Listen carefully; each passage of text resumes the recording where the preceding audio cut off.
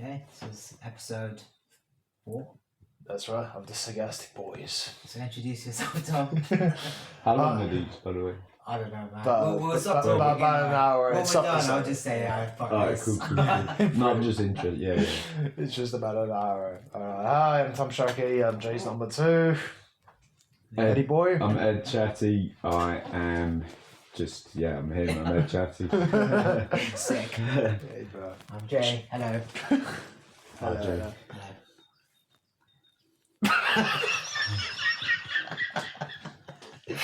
So tell us, Ed, what got you into acting? So, Actually, we're sponsored by... Oh, you should sponsor us. Space Goods. Yeah. That's what we're drinking. I basically I did plays and stuff at school, and then I did drama A level. Oh shit, you did drama A. So, we are going to hold auditions for the Peter Pan part today. I didn't know that. You didn't know that? Yeah. But I actually didn't really enjoy it because by then I'd become like very self-conscious. Actually, like think through maybe smoking weed and Weed is fantastic. I didn't really enjoy acting at that point. I was kind of like I felt very self-conscious. Is it like paranoia? Because whenever I've done a bit, it's like I was talking to Tom about yesterday. I was on the tube and this lady got on, and I must have looked at her like 6,000 times because I looked down and I think I hadn't looked at her, so I look at her and then I keep looking down and up, and I thought she was looking at me. And I think if I was acting, that would completely fuck me up. It's like everyone's looking. If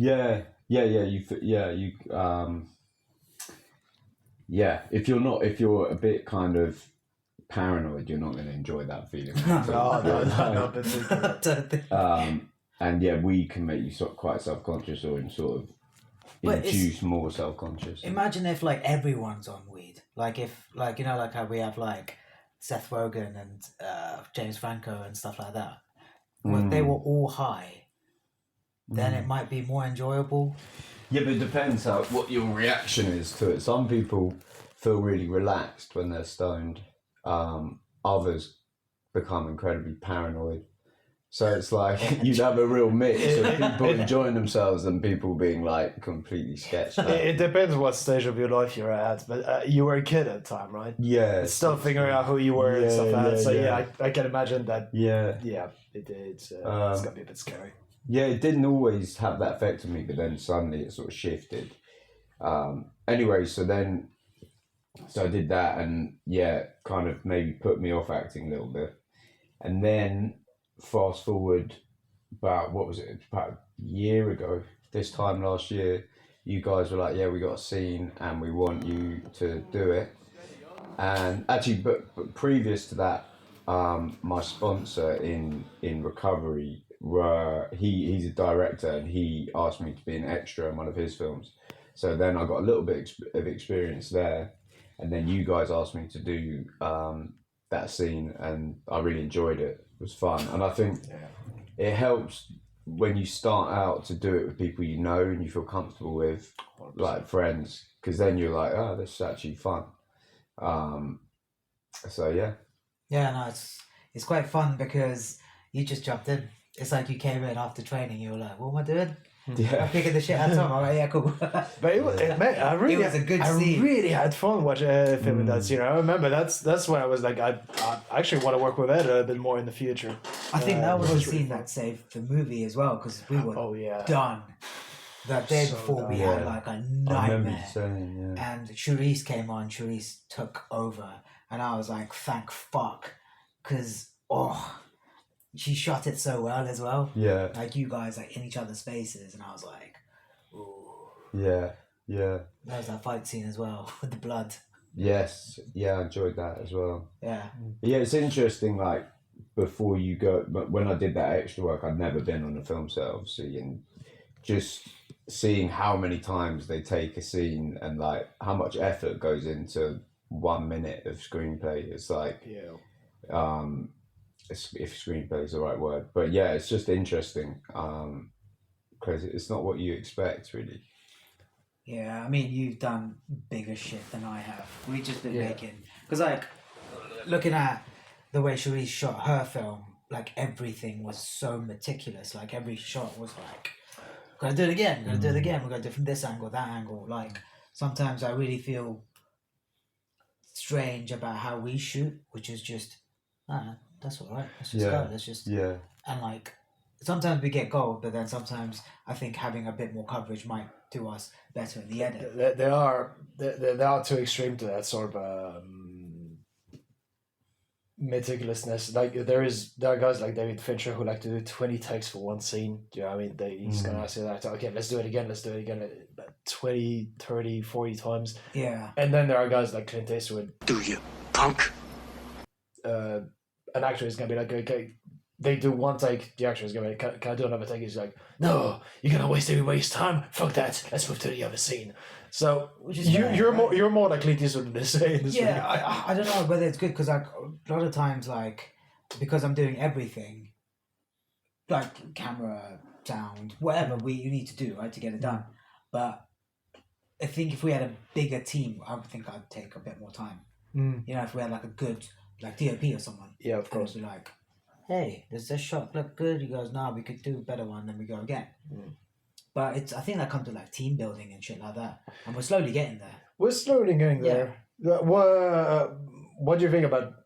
What's your take on the whole experience of shooting Seeing Red, for example? Like that was a feature film. You're the main actor. It's very fair to say, and it was shot within 2 weeks. Like, how do you feel about that? I really enjoyed it. Yeah. It was it was really, I really enjoyed it. How did I feel? It was just a good experience. Obviously it was like something that I could kind of relate, I related to the character in the way that he struggled with alcoholism and addiction. I mean, I based Jacob on you, basically. Pretty much. So. Yeah. So it kind of,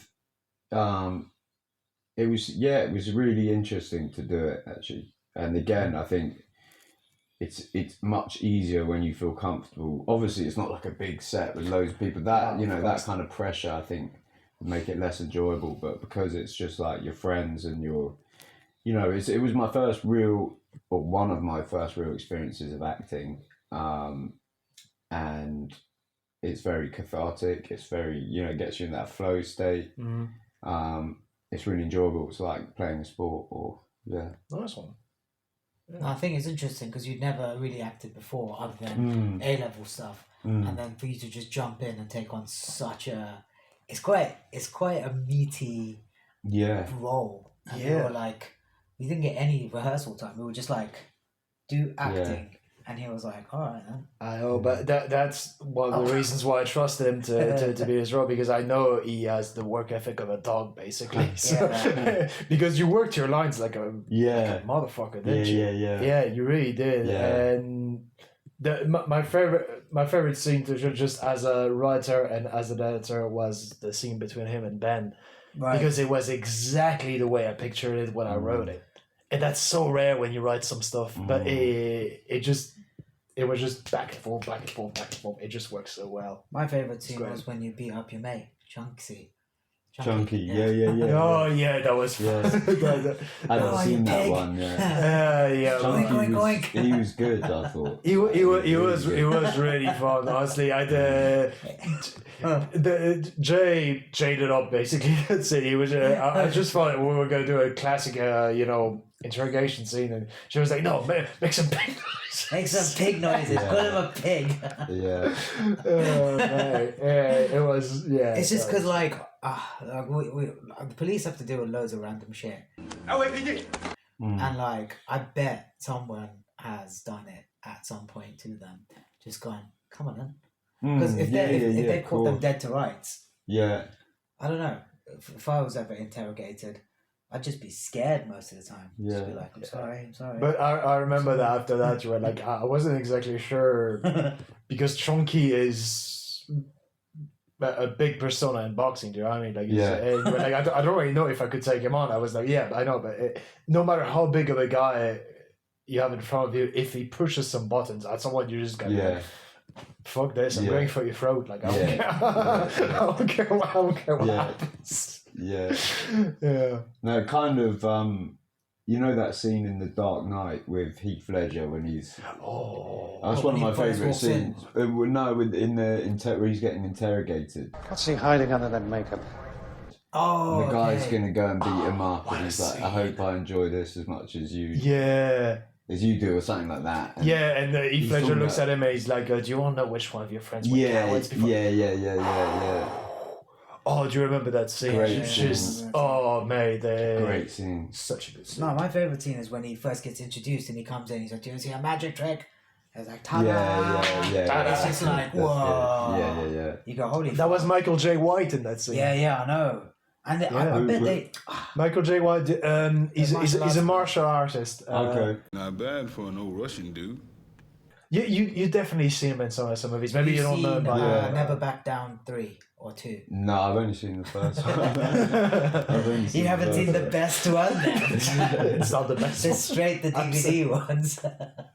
We've all watched He's made a lot of movies that went straight to DVDs. Have you seen Undisputed 2? No, I mean seen Undisputed 1. I love Have you the seen first the one. Mike Tyson biopic? He's Mike Tyson. He's too No, I young, haven't he's too seen young that. for that. Like that. No, he would have seen it. He's only Really? 32. 30. You're 30, 30, yeah. Fucking old, man. Yeah. That's old, boys. Old Sagastic Boys we have. What have you watched, man? Fuck. You've not watched Undisputed 2. No, I don't Return to the Russian person. Yeah, actually, what's one film that you watched that I always sound so fucking corny when I say that, but what's one movie that you watched that really changed your DNA, basically? Like you came out of it, you were like, oh, fuck. It changed colour. It's all yellow. Such DNA. Yeah. It was Backdoor I Bitches too. mean, I think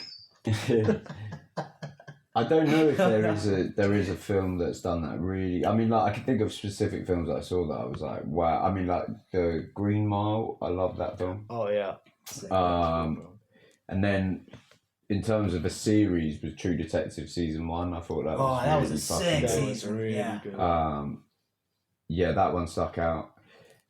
But Green Mile, definitely, like I love that film. Shawshank Redemption, obviously, I love that film.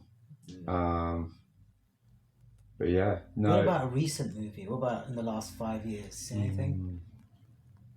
I really liked 28 Years Later, The Bone Temple, which I watched recently. You're love supposed that to film. watch that. Yeah, I was right? supposed to watch it yesterday. I didn't, but I really want to though. Yeah. Like, I heard you loud and clear when you were Yeah. recommending me, so I need to watch it.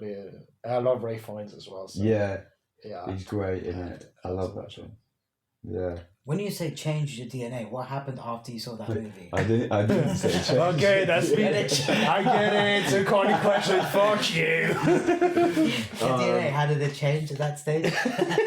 I'll kill you. No, just kind of like with what's going on in the world or in the media, I won't say in the world, with the Epstein and the sort of satanic rituals that are sort of prevalent in Hollywood. And I think Allegedly. allegedly. So alleged. We love you guys. And I think Please let us in. the Bone Temple, it had a strong theme of sadism and like worshipping the devil and stuff like that. And I love like dystopian sort of Armageddon films and like what could happen to humanity. It could take a really dark route, if there are no laws and no kind of, and I think it did that really well. Like I won't ruin it, but there are certain things that you're just like, fucking hell, this is. I mean, Bone Temple is supposed to be like an offshoot of it, right? Like the mainline movie was shit, but then the Bone Temple, everyone was like, holy shit, this is amazing. Yeah, no, well, the one before, so there was 28 Days Later, which is a great film. Yeah. Got infected 2 days ago. You've Amazing. seen that. That's Phenomenal. The next two weren't amazing. I thought 28 Weeks was quite good. I thought the third one wasn't that good for me. Yeah, There it's was still ninjas in good, it or but it something, wasn't. it? No, there were no ninjas. It was like Someone said there were like ninjas in it, and I was like, no. Oh, yeah. So this is they came in the fourth one, but they're not ninjas. Okay. They're a satanic. Well, their leader is a Satanic Satan ninjas? worshiper. satanic. Yeah, ninjas they were a sort of. They're kind of a hint or a nod towards Jimmy Savile and like what they're wearing and their hair. They're all like wearing dyed blonde hair, wigs, and they've got full tracksuits on. This is spoiler territory, so yeah, maybe skip. No, yeah. Well, I mean, if you've seen the third one, you would. Yeah. We'll put a spoiler alert. Yeah. On the screen or I something. don't know. Let me just check if it's recording even. But basically, before you join there, actually, that maybe is a spoiler alert. We'll put spoilers. Okay. Don't worry about it. You can spoil anything you want, Ed. Alright, I'm gonna just say that, like I think the opening scene is like basically to join their cult, for them to actually like have you on board. You fight the person that you choose someone to fight to the death with a knife. You both get a knife, and whoever wins joins, whoever loses dies. So it was like an intense fucking start to the film. How would you do in a knife fight, do you think? That's not a knife. That's a knife. Because I think knife fights are scary as fuck. But, yeah. Someone's gonna get stabbed. But if we There's both no room had for knives, mistake. Yeah. would you try and grab the blade and then stab them? Because then you've negated their weapon, but you can also sever nerves in your hand. I don't know, because I don't want to get dead. Do you sacrifice an arm for a kill? I think I'd try and faint and start faint, and then I'm gonna stab you. That's a boxer right there.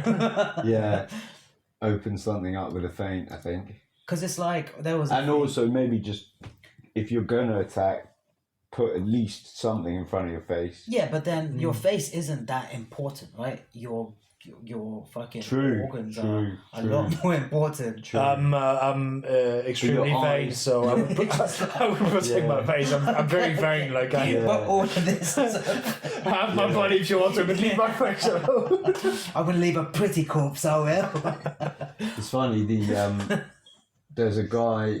I think his name's Michael Thompson, who's the leader of the Aryan Brotherhood in San Quentin, and he was in there for 20 years. And he said that they used to have organised like their fights that they used to have were knife fights. Like you'd have one-on-one, like a knife fight. That was what it was. It's crazy. And he would just disarm. He would stab them in a place where they wouldn't die. And he wouldn't go for the kill, but he'd I think. But it's crazy to think. Yeah. Knife fight's mad. Scary. Yeah. Because a sword, there's still like a lot to parry with a sword, right? But a knife's small, so you could get in close. But it's also the idea of a knife getting into your flesh. Like I knew a guy that got stabbed once. And he told me how cold it is when it enters you. It's really cold. It's the worst feeling in the world. Like I was just like, oh. Well, slowly, like in these fights, they become weaker because they're losing a lot of blood. Yeah, of course. You know, there's a lot of blood. Obviously, it's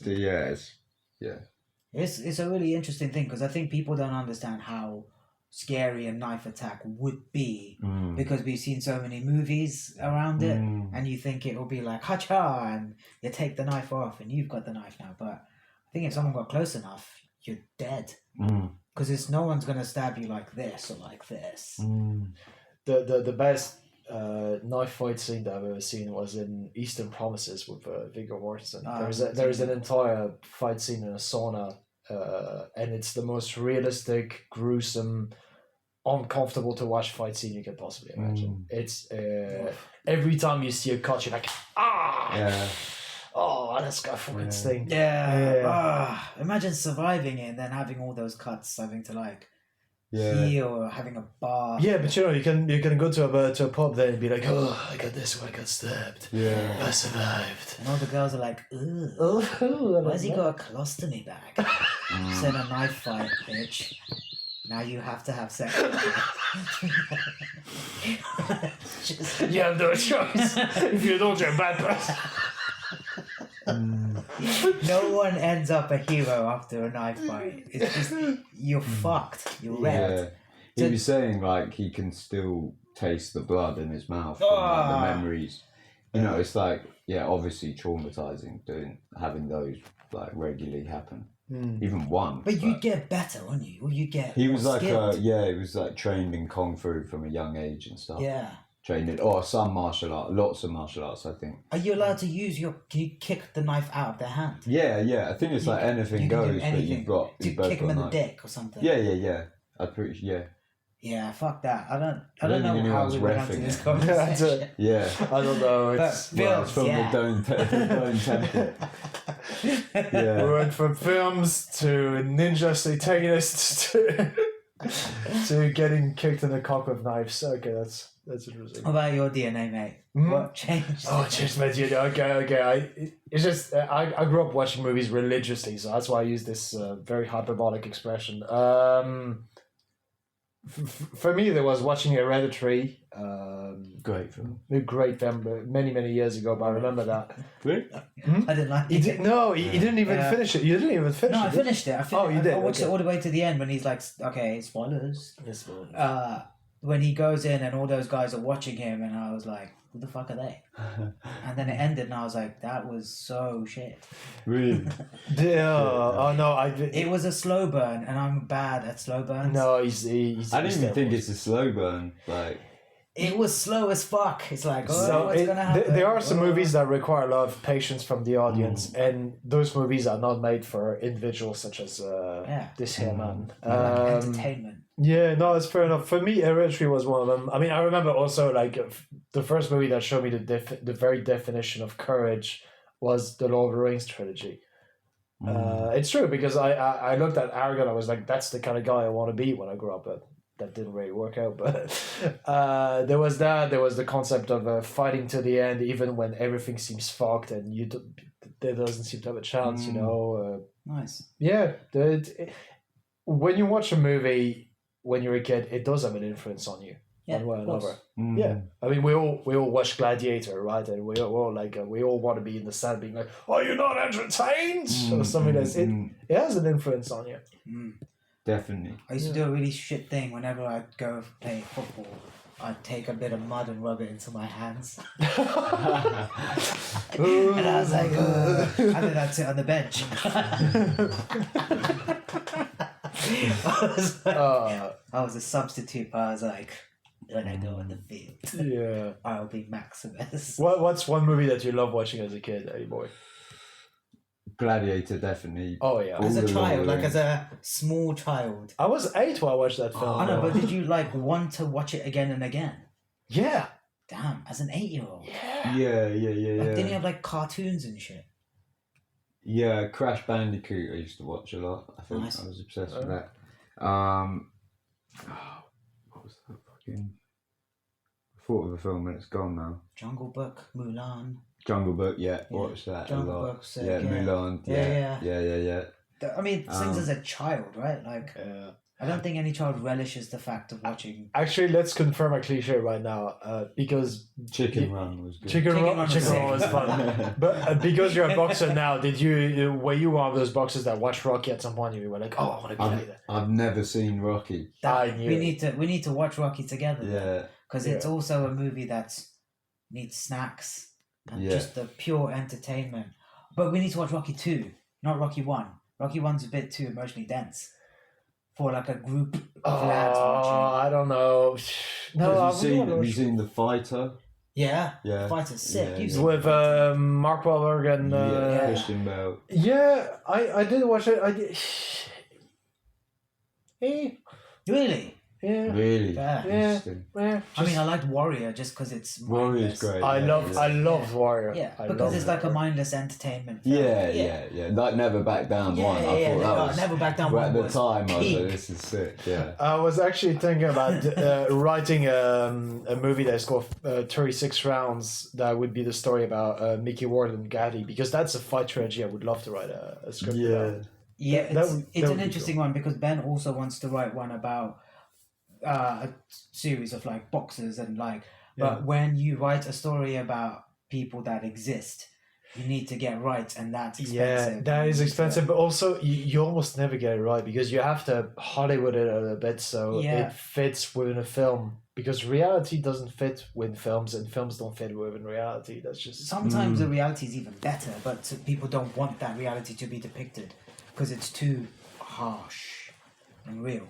yeah. Do you see what I mean? Well, they did a movie about this boxer that broke his neck and kept on boxing. What was his name? He it fought was Miles Yeah, I know you're Teller. talking about. Was in Miles that Teller. movie, So in the movie they show him starting boxing again, starting training again about 1 or 2 months after he breaks his neck. But they actually had to tone it down because in reality he started training 1 week after he broke his neck. Yeah, no, Right. But they were like, mental. nobody's gonna believe that. Yeah. That's how crazy reality. Did he actually still have is. the screws in when he was like going back in the Well, ring? yeah, no, he didn't have the screws in, but you can see videos of him With the wearing hair. the whole thing, and he's bench pressing and stuff like that. It's Ah, Do you know that I think it'd be a good film about what was his name? Billy. There was a boxer, I think maybe Billy Taylor, and he boxed a guy, and Stan Johnson, who was in his corner, was also in the corner of what's his name, Gerald McLennan, when he with that fight with Nigel Benn. So he was, and he basically they took the padding out of the gloves of that fighter, and they so he went in there with no padding, shit. and he like they had a 10-round fight or something. No, I think it did maybe 12-round fight, and the guy with no padding in won. And then the ref or the corner went and grabbed his hand, not for like any a handshake or specific, something. something like that. Yeah. And then realised he had no padding and like signalled it.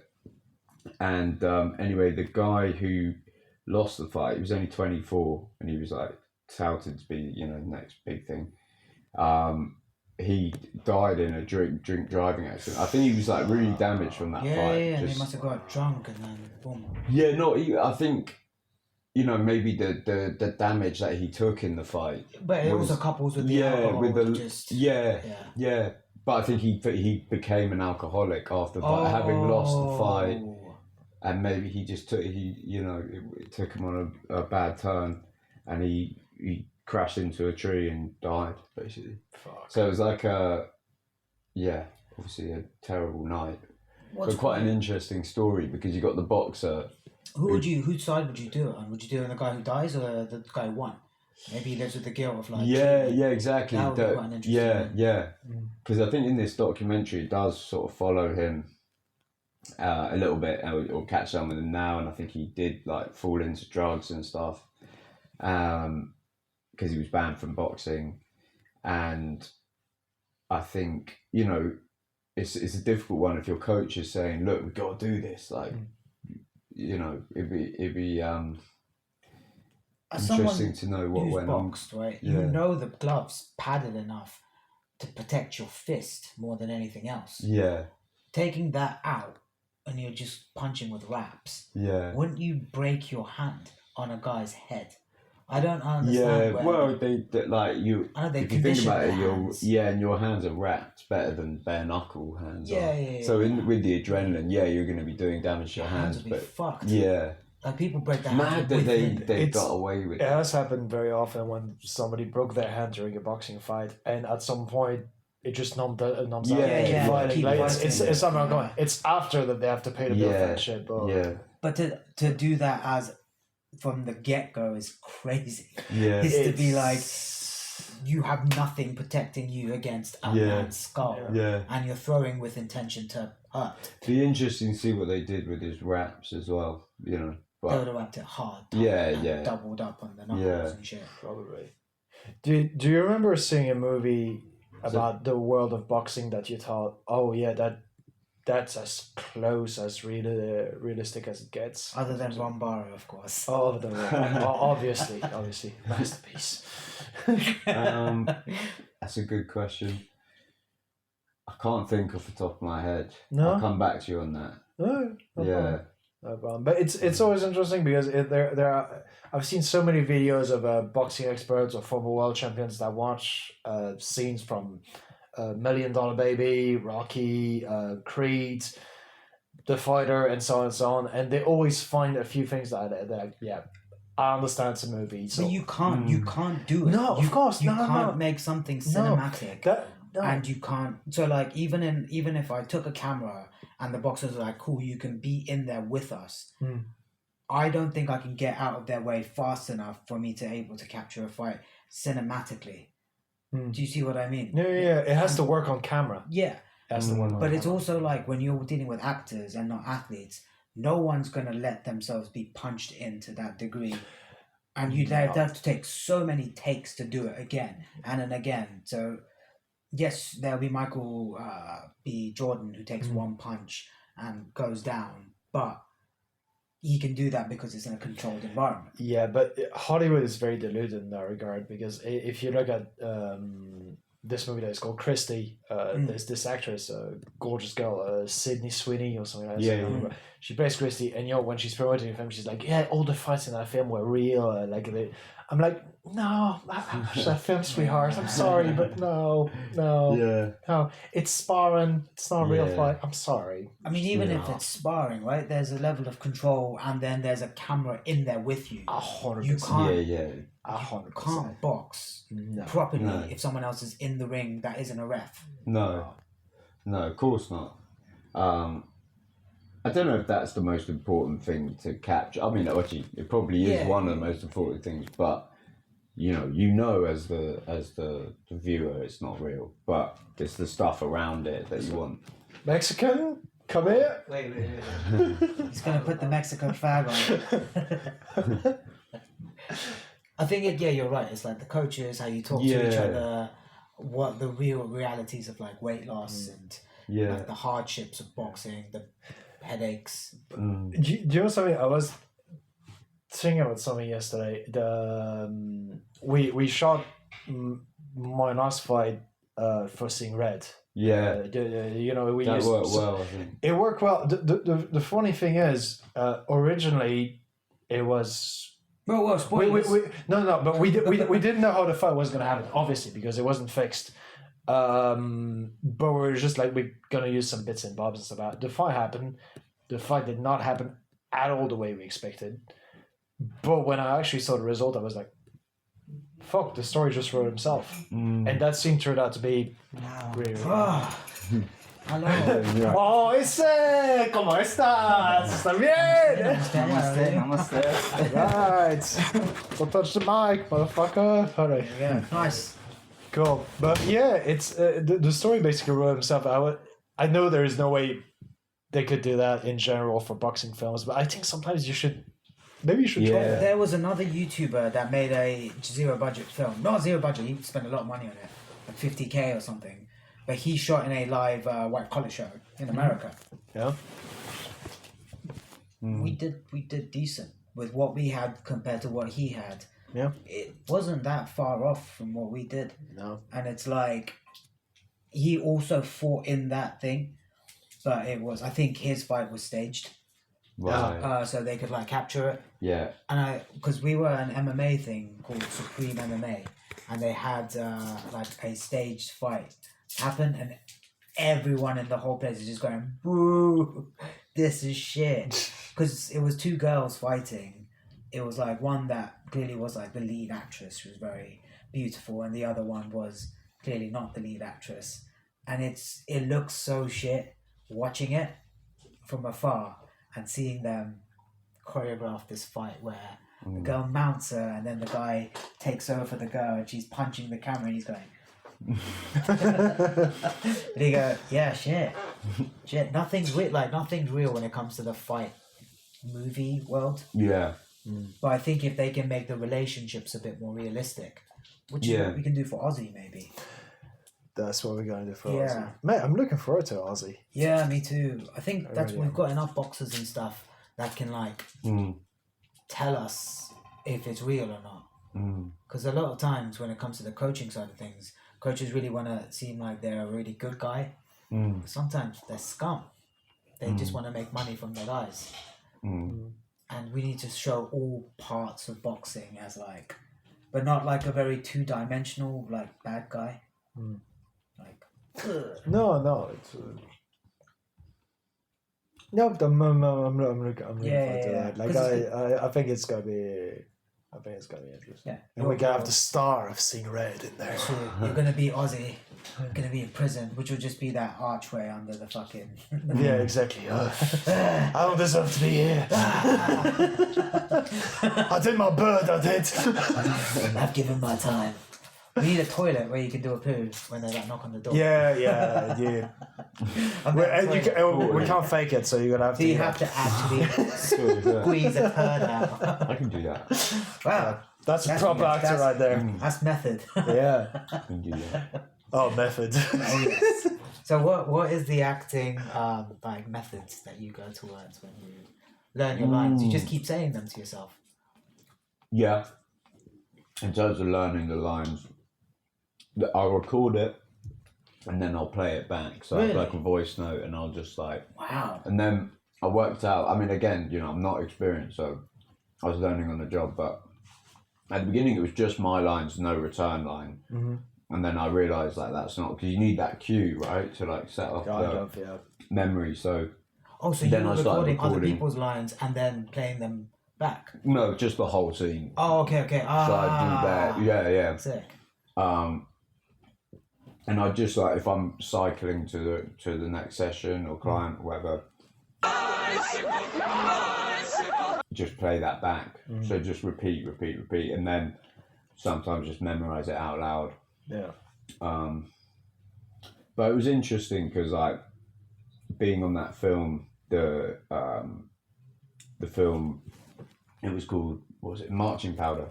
Seeing like Danny Dyer's in it and seeing him before, you know, you're like in close contact with him and kind of seeing himself get in the zone before each scene. You know, they'll take like a little moment just to kind of, I guess, get in character or like try and embody who they're playing. Yeah.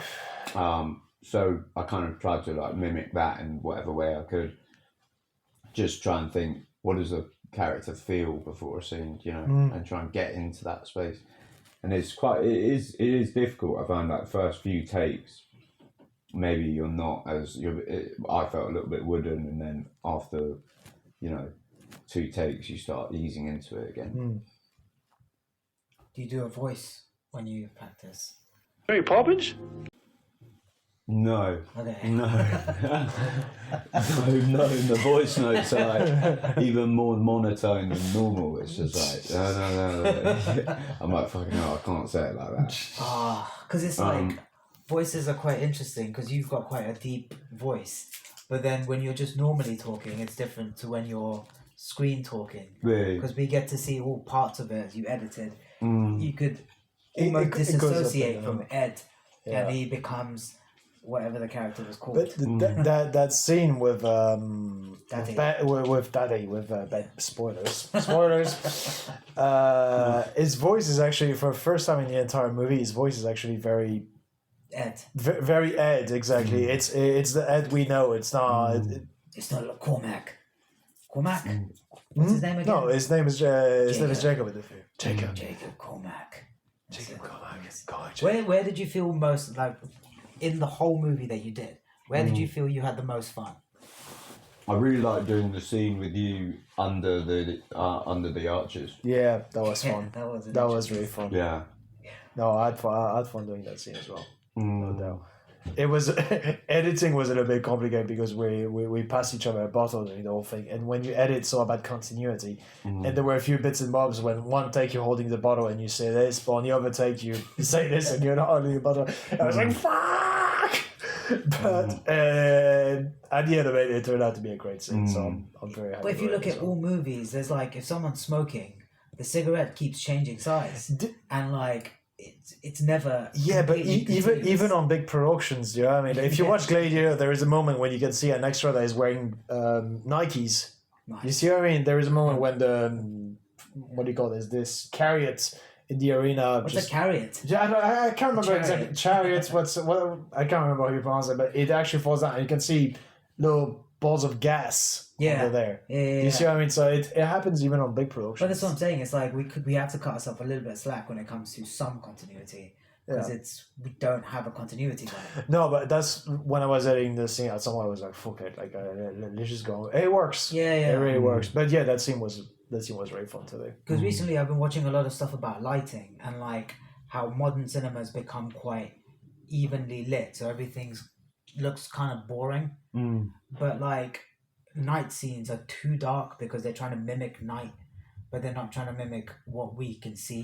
So night scenes become shit to watch for us because it's too dark. Like, do you remember did you watch Game of Thrones?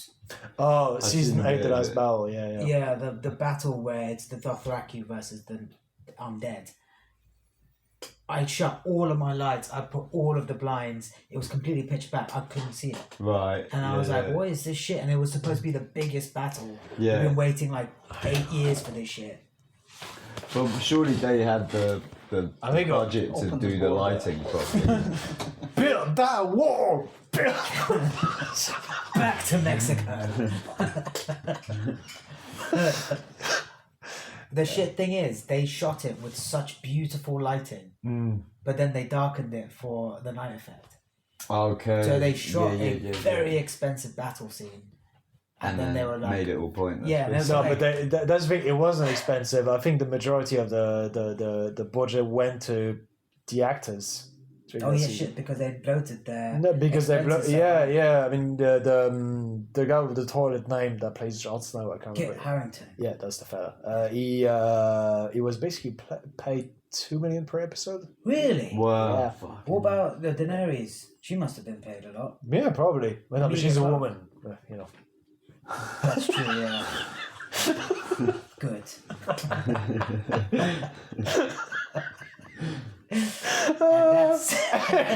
And that's where you unsubscribe to us. and that's 3 more subscribers. Our 2% women have now gone to 1%. Exactly. I've insulted women, Mexicans. I think that's it for that. That's yeah. Yeah. But we're still getting there.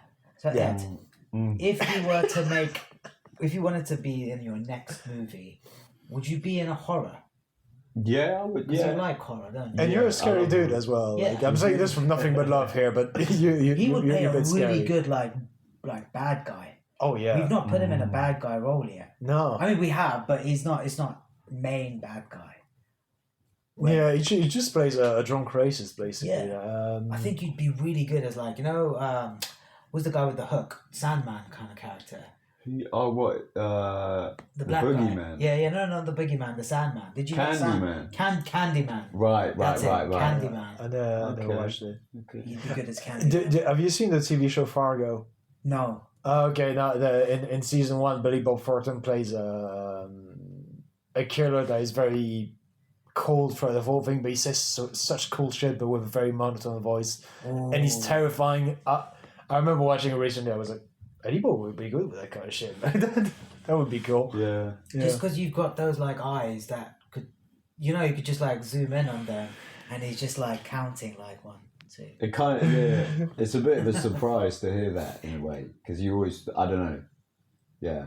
I don't think of myself as looking at all like that in terms of like scary or. It's because you've got the brow. I'm quite happy to hear it. To be honest, I'll take. I'm happy When you're a boxer, like I'm sure Yeah. that doesn't hurt. You know what I mean? Did you always have a brow like that, or is it through boxing? No, people always ask that. Yeah. No, it's a skull thing. It's a skull thing, yeah, because it's like a Neanderthal-esque Yes. one, and like so you do have a hard head.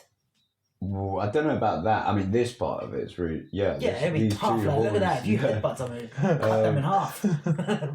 But I think I guess so I've got sunken eyes a little bit further back. So But that it's got can a make wicked you look. Yeah, It's got it a can really make you powerful look look.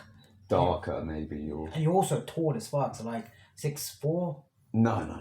6'2". 6'2" and a half. Yeah. 6'2" and a half. Yeah. Actually, I'm at least 6'2". Yeah. So it's like if we put if he's a tall guy already, he's got the sunken eyes and he's just slow moving and he's just like monotonously like, I'm a bit bored today, lads. What are we gonna do? Let's find some. Who plays a good villain? Who's like a you know, who just who's your plays a favourite villain? Go on, Tom, you go first. Someone that's chilling even to this day. Hannibal Lecter. Really? Not He's an old man who eats people. Ooh. Answer me, Hannibal. He's punching.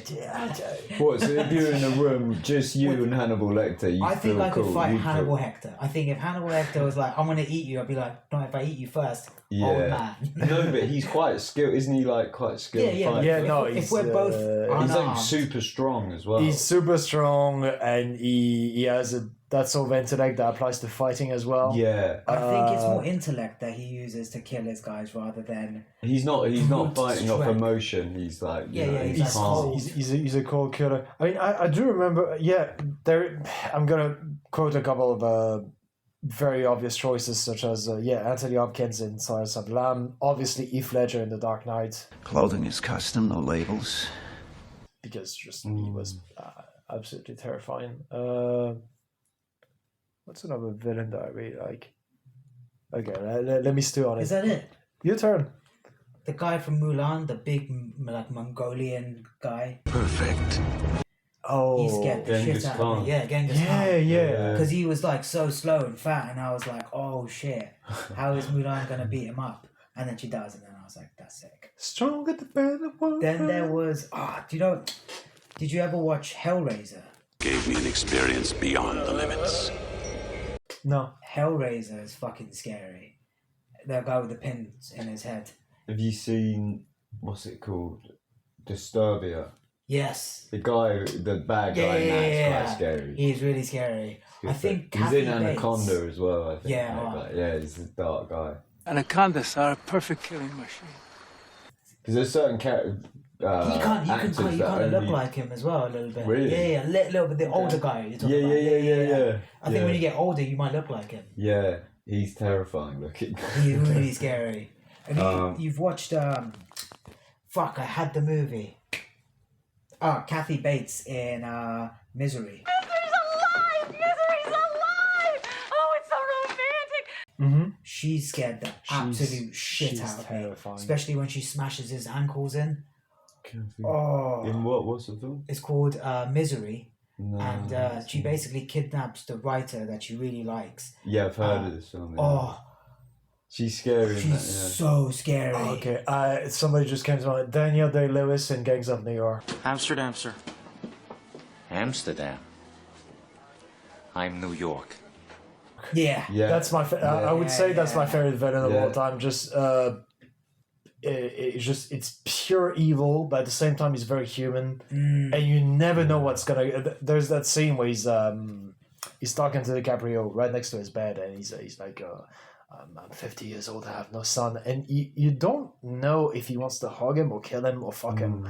It's really strange. It's a really strange scene, but you never know what he's gonna do.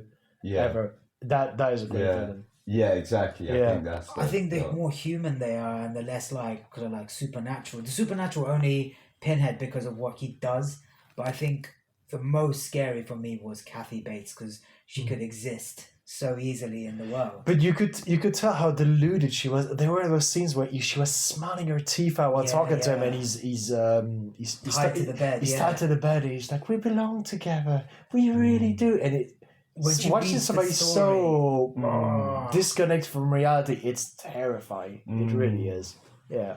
I mean, Would you think Christian Bale in American Psycho? I'm Patrick Bateman. Yeah.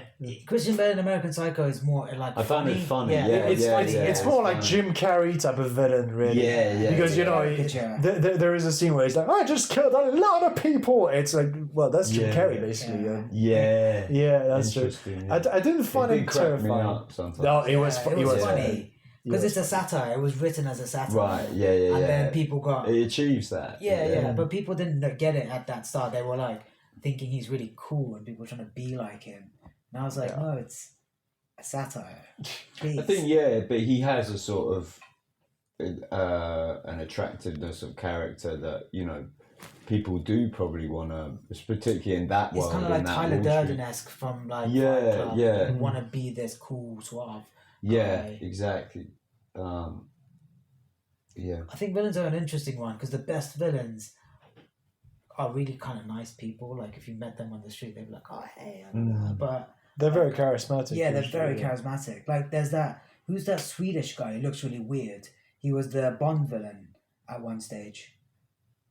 It's like Miko. Oh, I think I know. Michael.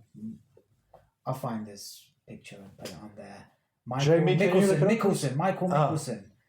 Mads Mikkelsen. Yes, that's Mads Mikkelsen. Yeah, him. He's terrifying looking, but I bet he's a sweet man. Maybe not. Maybe. Yeah. Oh. Let's try and get him on the podcast, Mr. Mikkelsen. Come and join us. You can drink some delicious space goods with us. Space goods. How are we gonna wrap this shit up? So, Tom. Yeah. In a world where you could put Ed into any movie that already exists, Oh dear. who would you replace as an actor to put Ed in place of that? In a movie that already exists? Yeah, that's already been made.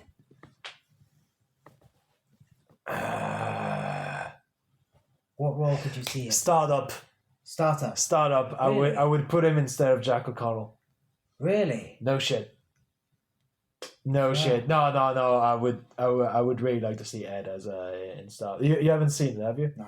Have you? What happens in Startup? I've seen that. Yeah. Yeah. Do you know what I mean? Like, because I think Jack O'Connell's wicked in that. Jack O'Connell is great, no doubt. But I would be very curious to see what you bring to the table, because Jack O'Connell, in that film, basically there are a few scenes where he's all alone and in his cell, he's in prison, and the camera is on him, and you actually feel like it's a bit of a privilege that you get to see him at his most vulnerable, because every single character that gets in his way gets his jaw cracked at some point. Okay. Is it about a startup? It's about a young Startup.